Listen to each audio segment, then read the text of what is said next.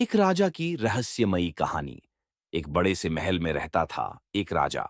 वो बहुत दयालु था, लेकिन उसका चेहरा हमेशा उदास रहता था। राज दरबार के सभी लोग इस बात से परेशान थे। एक दिन राजा ने अपने सबसे विश्वास पात्र से कहा, मैं एक सपना देखता हूं, बार बार। एक अंधेरी रात में एक काला घोड़ा मेरे कमरे में आता है और मुझे एक संदेश देता है। राजा ने संदेश के बारे में कुछ नहीं बताया। राज दरबार में हड़कंप मच गया। कुछ कहते थे कि यह कोई शाप है, तो कुछ कहते थे कि कोई दुश्मन राजा को डरा रहा है। राजा के सबसे छोटे बेटे राजकुमार युवराज ने इस रहस्य को सुलझाने की ठानी। उसने महल के हर कोने को खंगाला, पुस्तकालय की हर पुस्तक पढ़ी, लेकिन उसे कोई सुराग नहीं मिला। एक रात राजकुमार ने देखा कि महल के बगीचे में एक अजीब सी रोशनी चमक रही है। वो धीरे धीरे उस रोशनी की ओर बढ़ा। वहां उसे एक बूढ़ा साधु बैठा मिला। साधु ने राजकुमार को बताया, तुम्हारे पिता का सपना कोई साधारण सपना नहीं है, यह एक चेतावनी है। साधु ने राजकुमार को एक पहेली दी।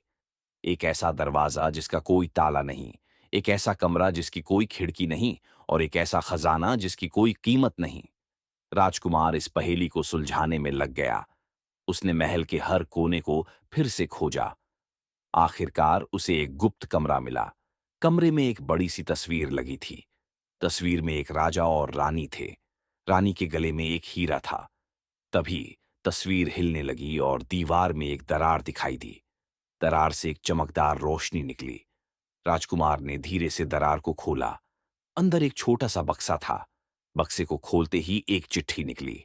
चिट्ठी में लिखा था, यह हीरा तुम्हारी मां का है, इसे वापस महल के खजाने में रख दो। राजकुमार ने हीरे को महल के खजाने में रख दिया। उसी पल राजा का चेहरा खिल उठा। राजा ने राजकुमार को गले लगाया और कहा, तूने मेरी जान बचाई बेटा। कौन था वो काला घोड़ा और वो संदेश क्या था? ये रहस्य अभी भी बना हुआ है। तुम क्या सोचते हो, उस संदेश में क्या लिखा होगा?